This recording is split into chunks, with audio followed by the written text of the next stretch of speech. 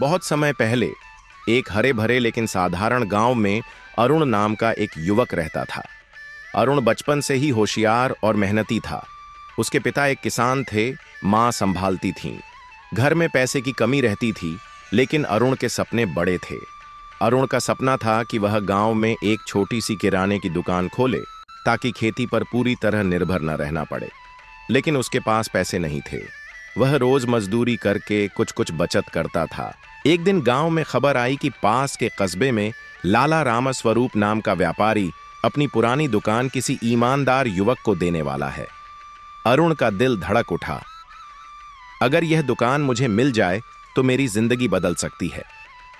अगले दिन सुबह सुबह अरुण कस्बे की ओर निकल पड़ा, हाथ में अपनी थोड़ी सी बचत, दिल में उम्मीद और दिमाग में सपनों की भीड़। जब अरुण वहां पहुंचा तो देखा कि कई लोग पहले से खड़े हैं। सभी अपनी अपनी योग्यता बता रहे थे, लेकिन लाला रामस्वरूप ने दुकान एक ऐसे आदमी को दे दी जो पहले से ही थोड़ा अमीर था। अरुण के चेहरे पर मायूसी छा गई। क्यों भगवान, क्यों मेरा यह सपना तोड़ दिया? वह उदास मन से कस्बे से निकल पड़ा।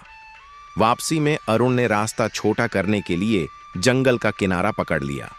वहां उसने देखा कि एक बूढ़ा आदमी जमीन पर गिरा पड़ा है। उसके पैर में गहरी चोट लगी है। अरुण ने तुरंत अपनी पानी की बोतल निकाली, बूढ़े को पानी पिलाया और अपने गमछे से उसका घाव बांधा। बूढ़ा आदमी कराहते हुए बोला, बेटा, तूने मेरी जान बचाई है। मैं तेरे उपकार का बदला कभी नहीं भूलूंगा। अरुण मुस्कुराया। बाबा, इंसानियत का कर्ज चुकाने की जरूरत नहीं होती। कुछ दिन बाद खबर आई कि जिस दुकान के लिए अरुण कस्बे गया था, वहां भयंकर आग लग गई। दुकान का सारा सामान जलकर राख हो गया। अरुण के मन में हल्की सी राहत आई। शायद भगवान ने मुझे मुसीबत से बचा लिया। करीब एक हफ्ते बाद वही बूढ़ा आदमी गांव में आया। इस बार वह फटे पुराने कपड़ों में नहीं, बल्कि शानदार साफ सुथरे कपड़ों में था। वह दरअसल एक अमीर जमींदार ठाकुर प्रताप सिंह था। उसने अरुण को देखते ही कहा, बेटा, तू ही वह है जिसने मेरी जान बचाई थी।